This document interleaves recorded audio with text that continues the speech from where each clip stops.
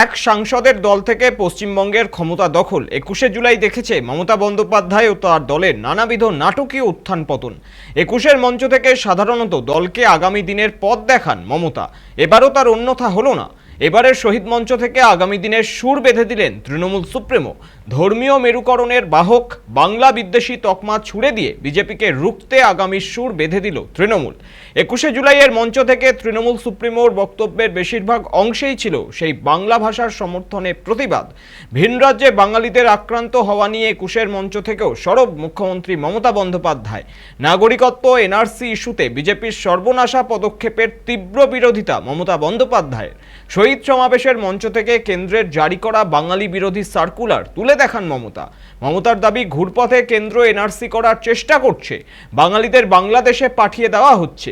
তৃণমূল সুপ্রিমোর হুঁশিয়ারি, বাংলা স্বাধীনতার জন্য লড়াই করেছে, নবজাগরণ হয়েছে বাংলা থেকেই, বাংলার মাটি দুর্বৃত্তদের হবে না।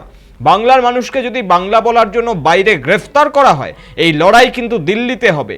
হুঁশিয়ারি দেন, যেদিন দিল্লিতে বিজেপিকে রাজনৈতিকভাবে বিসর্জন দেওয়া হবে, সেদিন এই লড়াই থামবে।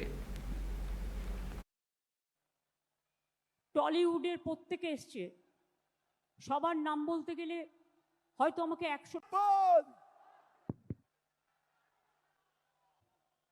আমাদের করে প্রত্যেকে এসছে, হয়তো আমাকে ১০০ আগের বার বিদ্যাসাগরের মূর্তি ভেঙেছিল, আর এবার ইলেকশনের আগে এই দেখুন প্রথম সার্কুলার গভর্নমেন্ট অফ ইন্ডিয়ার।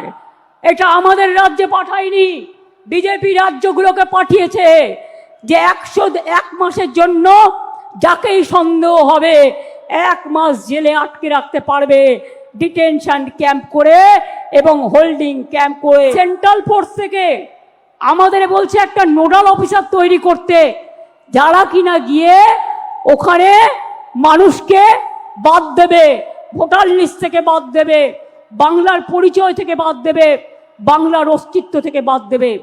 বাংলা ভাষার ওপর চলছে বিরাট সন্ত্রাস। সবাই রোহিঙ্গা, বাংলায় কথা বললে, বাংলা ভাষায় কথা বললে আপনারা বেছে বেছে বলছেন, চুনকে চুনকে কে হিন্দু কে মুসলমান। থাকে কুচবিহারে 50 বছর ধরে। আসাম থেকে আসাম গভর্নমেন্ট কত বড় উদ্ধত্ত, তাকে এনআরসির নোটিশ পাঠিয়েছে। বলুন একটা রাজবংশী ভাই তার কি কি অধিকার আছে, কি अधिकार है बीजेपी गवर्नमेंट को प्यार करते हैं, लेकिन आप बांग्ला भाषा का ऊपर संतरास क्यों कर रहे हैं, क्यों कर रहे हैं? बांग्ला आजादी का लड़ाई में लड़े थे, बांग्ला नवजागरण किए थे, बांग्ला जो कर सकता है और कोई नहीं कर सकता है। इसी के लिए মনে রাখবেন, বাংলায় মাটি দুর্জয় ঘাটি, বাংলার মাটি দুর্জয় ঘাটি, জেনে রেখো দুর্বিপাদ দেবে।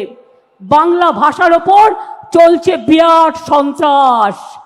বাংলা ভাষায় কথা বলা নাকি যাবে না। কে মাছ খাবে, কে মাংস খাবে, কে ডিম খাবে, কার মাথা খাবে, সব ওরা ঠিক করে দিচ্ছেন। এত সহজ নয়, বাংলা এসব মানবে না। সব মানুষের অধিকার এখানে সংরক্ষিত হবে। বাংলা ভাষার উপর যে সন্ত্রাস, আর বাংলায় যদি লোককে অ্যারেস্ট করা হয় বাংলা ভাষা বলবার জন্য, তাহলে জেনে রাখবেন এই লড়াই দিল্লি পর্যন্ত যাবে। আর আমি কিন্তু ছেড়ে দেবার লোক নই।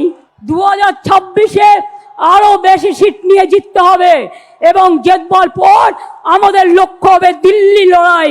দিল্লিকে হাঁটাতে হবে, বিজেপিকে হাঁটাতে হবে।